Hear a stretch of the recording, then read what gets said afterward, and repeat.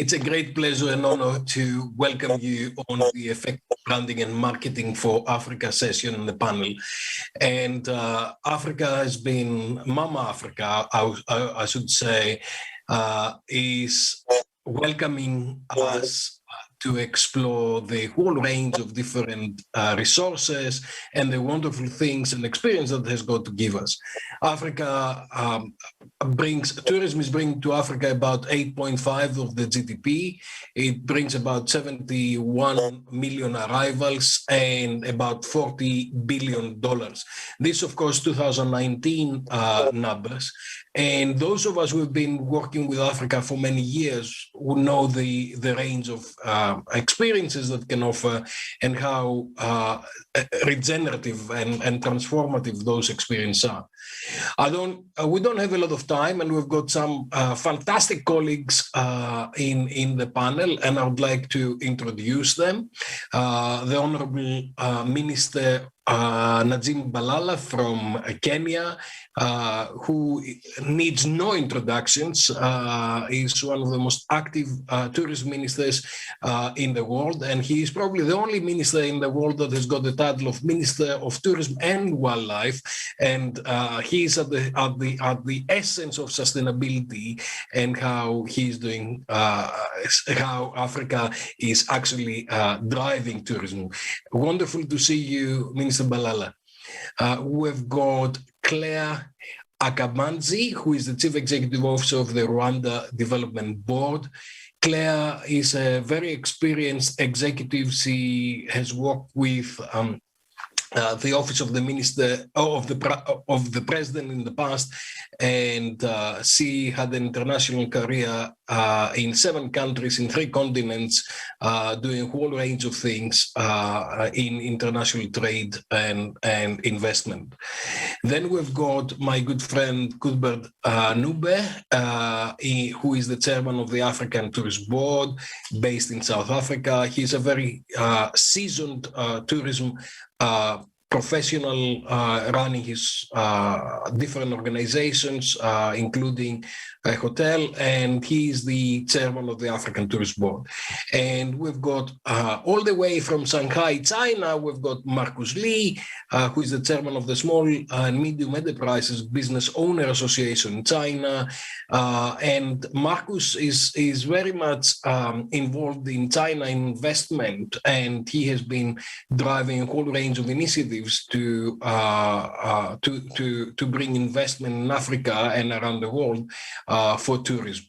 So I can introduce you for a long time, but I think people and audience can actually see your credentials. I'd like to open this conversation and say, look, obviously, we've been discussing about Africa for a long time, and I'd like to know some of the latest initiatives that you are taking in Kenya and then Pan-African and then in Rwanda about marketing and branding of Africa, and how you bring Africa to the world in a way that we communicate the beauty and the resources of Africa. Minister, would you like to start, please? Yes. Thank you very much, Professor. Nice to meet you again, and I'm glad I'm meeting my good friend, the chairman of African Tourism Board, and Marcus. Nice to see you again. Claire, you are my neighbor here, so it's very good to see you. Professor, thank you very much for inviting me here. I'm glad we are talking about branding Africa. The unfortunate part is that the continent of Africa is not homogeneous. It's not homogeneous in terms of language. It's not homogeneous in terms of political regimes. And again, the only thing we can pride ourselves as Africa is that we have a diverse product across the continent in the neighborhood. That is the positive angle about the continent of Africa. And there are many challenges about it. The only thing that I can see the stigmatization by international media about the image of Africa. And this is the time probably we in the continent of Africa need to change the narrative. The narrative is not about wars in Africa, it's not about diseases in Africa. Look at the pandemic itself. Yeah? Despite we have weak health institutions, we have been spared from the rest of the world. We don't celebrate for the rest of the world, but we have been spared. And we took measures in Africa, much more stringent measures than the rest of the world. And that's why we have been spared. But unfortunately, we are again being categorized, as most of the countries in Africa, as in the red list of countries that have been sanctioned of no travel to the continent of Africa. And this is totally not acceptable. This stigmatization, I'm sorry to say that, is still a hangover colonialization. Yeah, we are not colonized anymore. We are a free nation, and we need to come to say the truth. We have managed our pandemic in a better way than most parts of the world. Yeah, but again, whenever we want to move forward in terms of branding the continent, we are being pulled back by different stigmatized institutions. For example, Africa is not the dark continent anymore. Africa has the largest population of young people below 30 years old. Yeah, Africa is the future. Africa is where the resources are. Africa is where it has everything in one continent. That is Africa. It has the weather, it has the people, and the middle class population is double.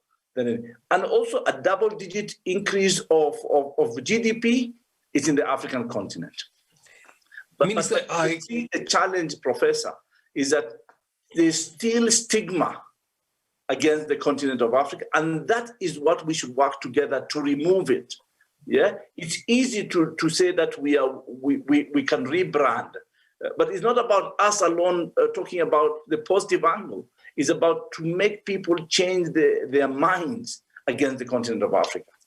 I think it's a matter of communication, and I think there are two types of people in this world: people who have never been to Africa and Africa lovers. And I think what we need to do is we need to make people to take their first trip to Africa, no matter where they go, because they come back with such a rich experience that they tell your story and they bring out the love for Africa. And it's not an accident I call it Mama Africa. Every time I come to Africa, this is what comes out. But I think at some stage, African nations and those of you in power, you really need to bring together all the resources and all the efforts to actually communicate this beauty and communicate all the good things that you're doing and all this experience that you've got. Professor, it's not about us communicating. It's people want to communicate on our behalf. We are communicating. Yeah. We are doing everything to communicate what is right. But I think some, or the world agenda wants to communicate a different agenda for the continent of Africa. And this is the stigma we must remove. How do we remove? Can we remove it ourselves as Africans? Or do we just find an alternative ways of removing this stigma? I think the problem is stigma. It's not about us failing to communicate. It's stigma. And you correctly said, anybody coming to the continent of Africa gets the bag of Africa. They don't want to go back. Yep. They want to stay here. Look, when we locked down Kenya, and then slowly we opened up. More than 60% of the people who came, international people who came to Kenya, are people who want to run away from their countries and come into Kenya and stay here and avoid the pandemic in Europe or in America.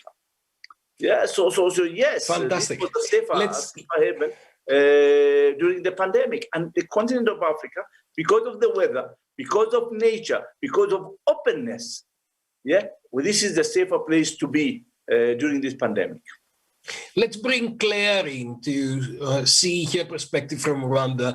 I think at least you've got on this panel, you've got two African lovers. I can see Marcus agreeing with you, and I've been a good ambassador for Africa for a long time.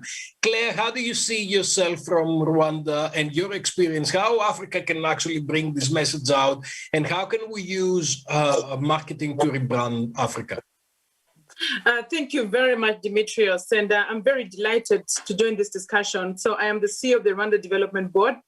Our job is to promote private sector and tourism. So I'm also in charge of tourism in Rwanda.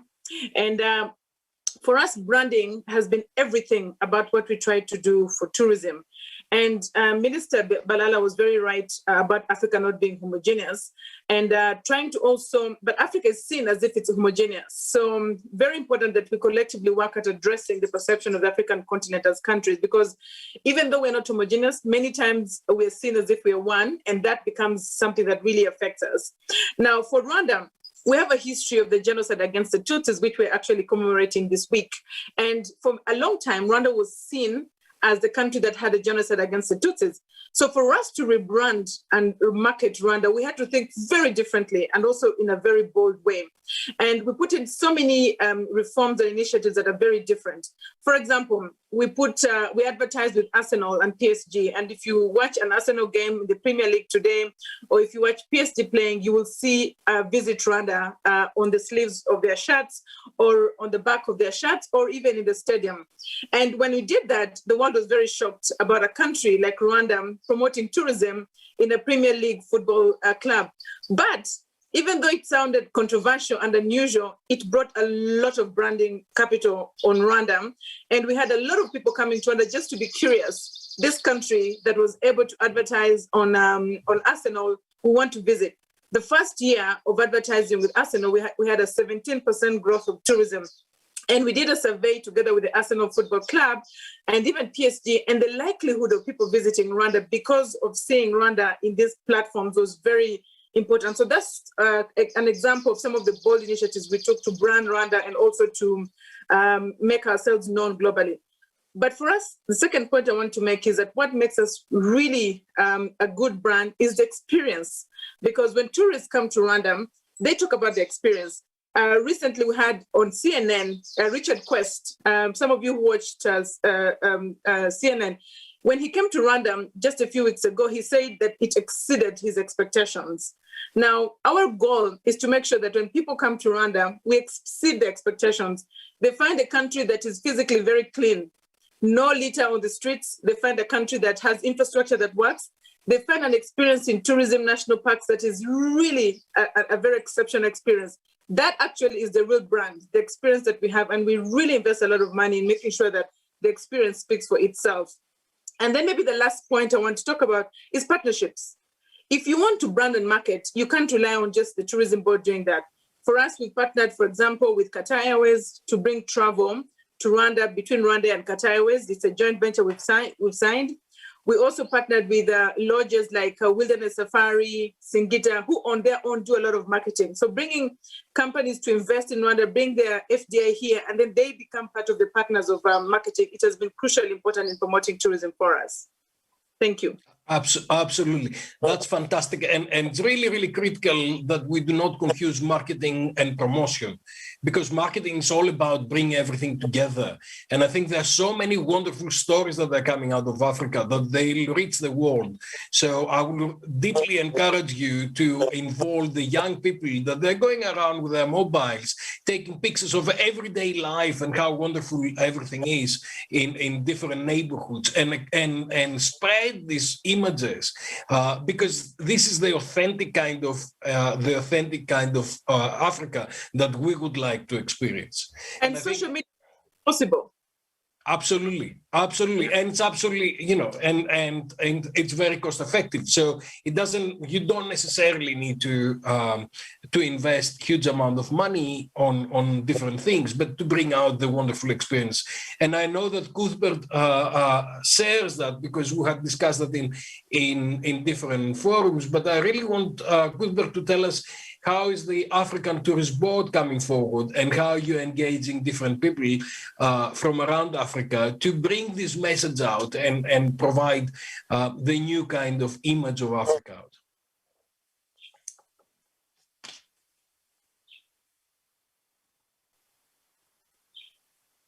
You need to unmute. Right. Thank you. That's fine. No, thank you so much, Prof. It's a blessing to see you once again with my honorable minister.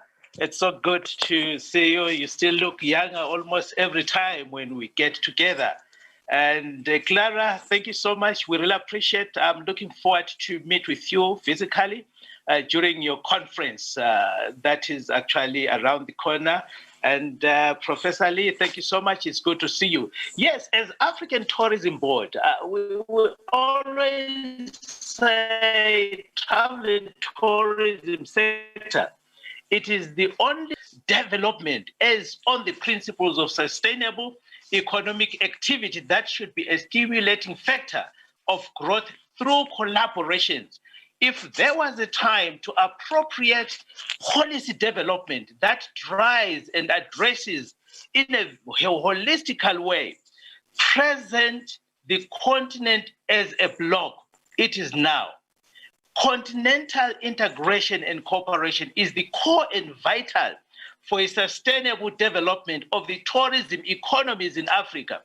I so much allude with the Honorable Minister what he has indicated that it's been long when somebody has been writing our own history. It has been long that somebody who does not even reside in Africa, he presents our image in Africa. Imagine, Prof, if all the member states, 54 member states, if we could shout with one voice simultaneously, we are talking of rebranding our lovely continent. There is power in unity. So therefore, we have so much to achieve, collectively as a bloc, yet so fragmented in our approach towards building a sustainable, solid economic power based in Africa. I still believe that Africa owes so much to the global community, yet our people, they are still living in poverty. So we need a continental integration and cooperation. And by the way, we don't need conferences that do not yield practical and tangible results in the recovery and development, not only within the framework of tourism sectors, but recovery and development in Africa's economies across the spectrum.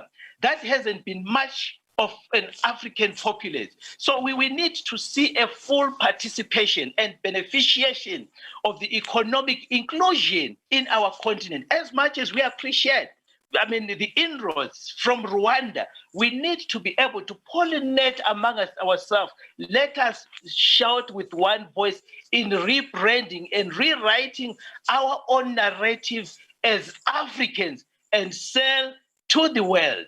We have so much to offer.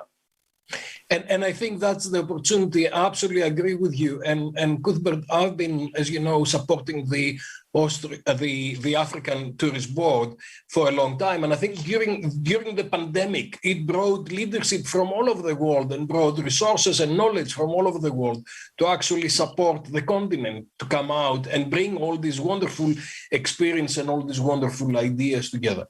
Let me invite Marcus into join us and share his view, and because we are outsiders from Africa, but we are African lovers. So I think we have been good ambassadors of Africa around the world. And I'd like to see how Marcus see from an investment opportunity, what are the conditions in terms of marketing and branding that they'll facilitate investment and what will enable us to actually move forward. Marcus. Thank you, Professor. I want to clarify, although I sit as the chairman of the SME Business Owners Association in China, which manage 11,000 corporate members, but I'm also the CEO of Welcome China and Digital China, the largest tourism marketing agency in China.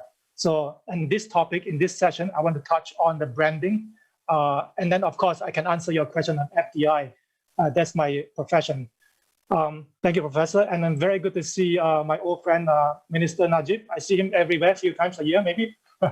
And then good to see Clare and Cuthbert, if I pronounce your name correctly. You are all veterans. I just want to share my little knowledge on the Africa as a single destination.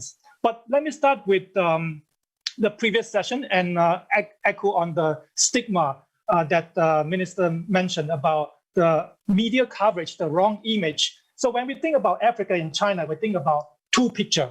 The first picture, we think about wildlife. The second picture we think about is the NGO raising money, showing some issues in Africa. So this is wrong, especially when they talk about the previous minister from Western Cape, talk about, I think it was David, the previous minister, talk about the misperception about this South African variant. This have to be corrected in media. We need to use the power of social media, the power of media to broadcast to the world the correct message.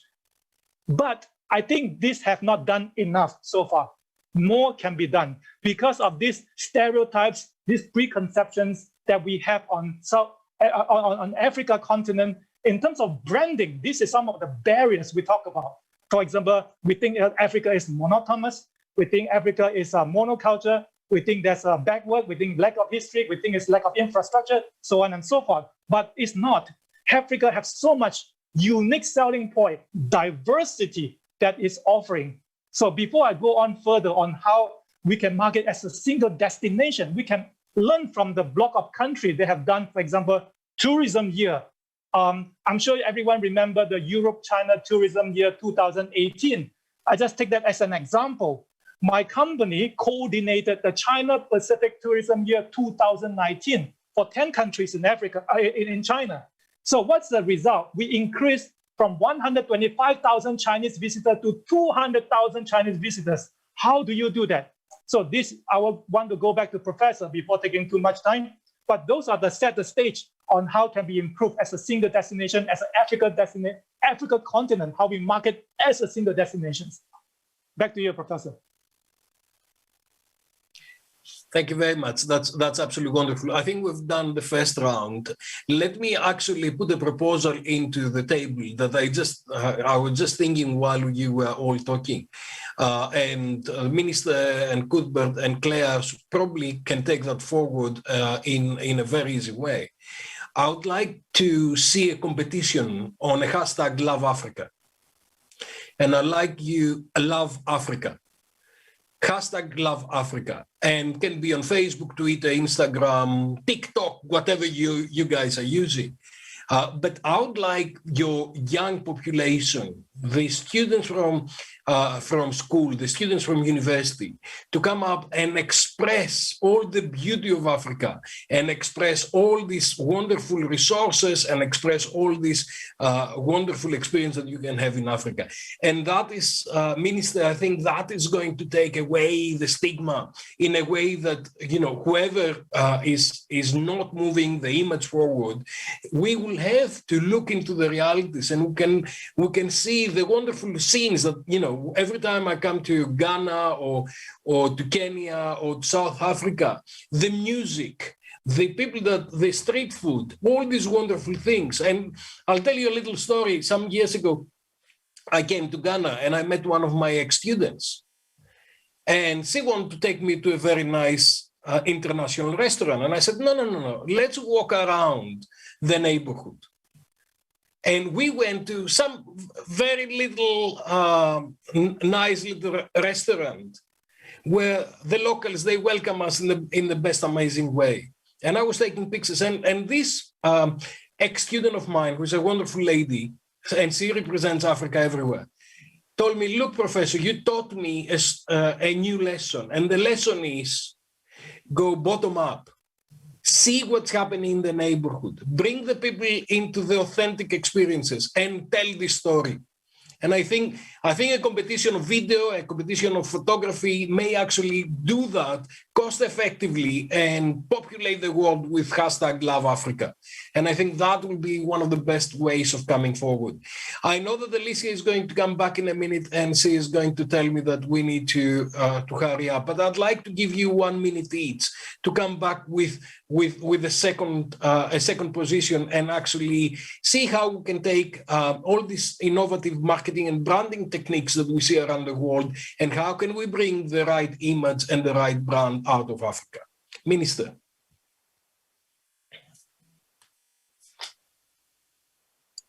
Thank you very much, Professor. First of all, a quick one. I want to appreciate Professor Lee. I want to call you Marcos. That's the name I have used to it. Marcus, you are spot on.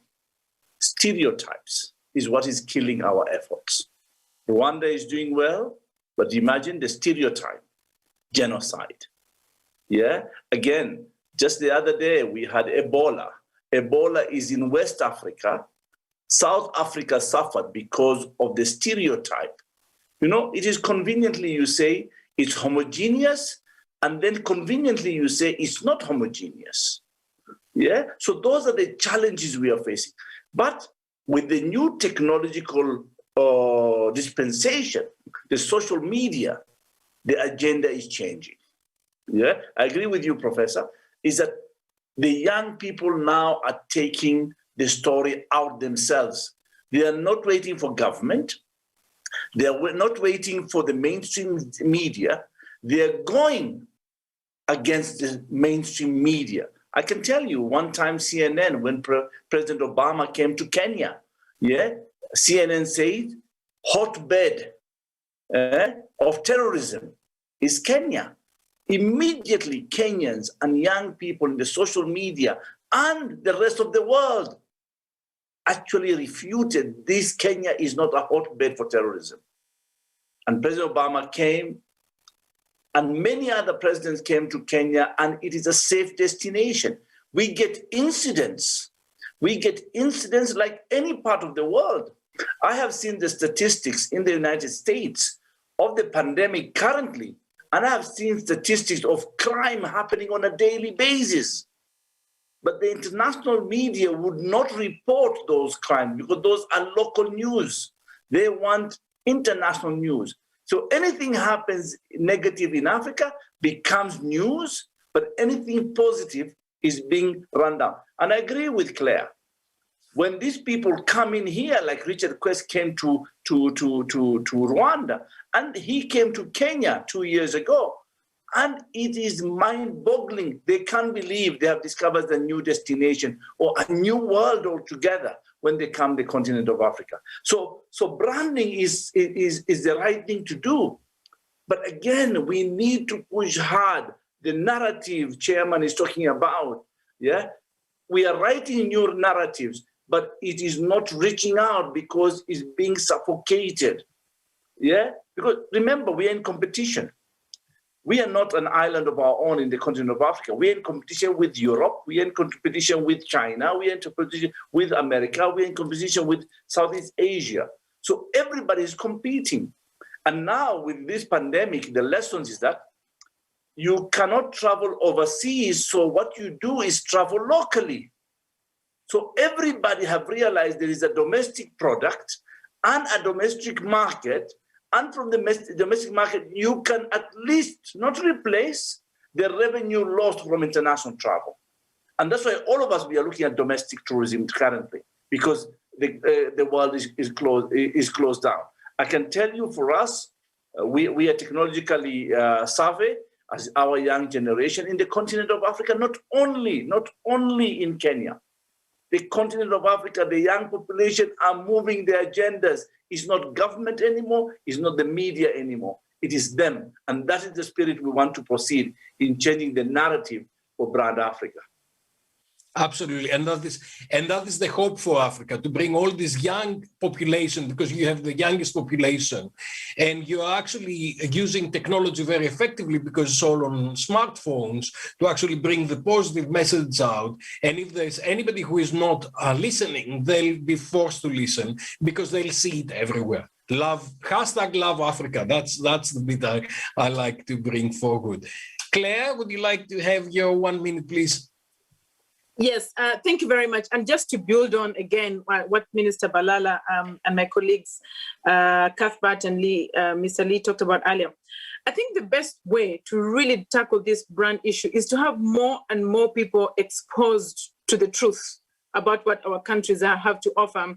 I gave the example of Richard Quest, Mr. Balala did the same for Kenya, and many others. We bring journalists, we bring tour operators, and we bring them on familiarization trips for free. They come to the country, we pay for everything, and we tell them, just see, we're not telling you to view us in a different room, just experience Rwanda. and then you go out there with what you see. And we've seen that really makes a very big difference. And we've also organized conferences. And one way we've seen that is very easy to get people to see the countries organizing conferences. So we work with the UN. We've built a convention center. People come here for meetings, and then they realize there's a lot more than just attending a meeting in the country. And they discover things that they would never expect in a country like ours. For example, did you know that the World Economic Forum and many others rank Rwanda among the 10 safest destinations in the world? Not in Africa, not in a certain section of the world, but in the world. Nobody would expect that an African country would rank top 10 in the world, safer than many other developed countries. But this is something that we need to really get out there and really get people exposed to. The last point that I want to talk about in terms of working together, we should look at the example we have within the East African community, and Minister Balala would know this. We have this single destination marketing that we do. When we go to ITM or when we go to WTM in London, we have our section where we do trade fairs. As East Africa, it's Uganda, Kenya, Tanzania, Rwanda, and we really promote our country as a destination. And I think building on this, we can do this for the African continent if we got all the places and pieces together. Thank you. Thank you very much. All those are very effective marketing techniques, and I think the more you collaborate, the better it will bring out the message, and we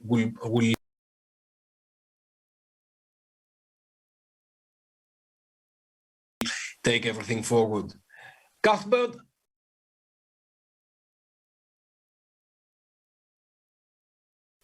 Would you like to share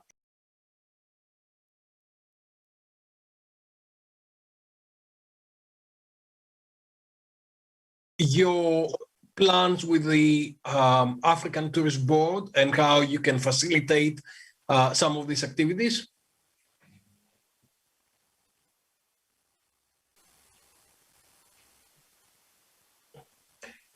You need to unmute. Thank you so much, Prof. Yes, the Honorable Minister has indicated that, look, we also need to look within, that is focusing on your domestic, on your regional, and on your continental segment market, which has been actually been ignored for some time. I have said at the meeting when I went to Cote d'Ivoire, where we realized that our tourism sector, this also falls under branding, was structured in such a way that it does not include your domestic travelers. It only included your international travelers who come from abroad, and you tend to ignore your local market, who actually plays a critical role. Imagine, as I indicated, that if each and every member state, we can shout with one voice and training all our citizens to be brand ambassadors of selling our destination. So in the process of saying Africa is ready to actively participate within the global space framework, we really need to address some fundamental issues that impacts our progress. I was so disappointed, especially when you talk of connectivity that is not structured to your local travelers. It's only structured to some guys coming from abroad, whereby we have challenges. And my honorable, if I could be a little bit harsh as the policy maker, you represent us so that we can drive these progressive engagements to the right decision makers. Connectivity in Africa, which still remains a challenge. So we need to make sure that we integrate our efforts together. I am glad that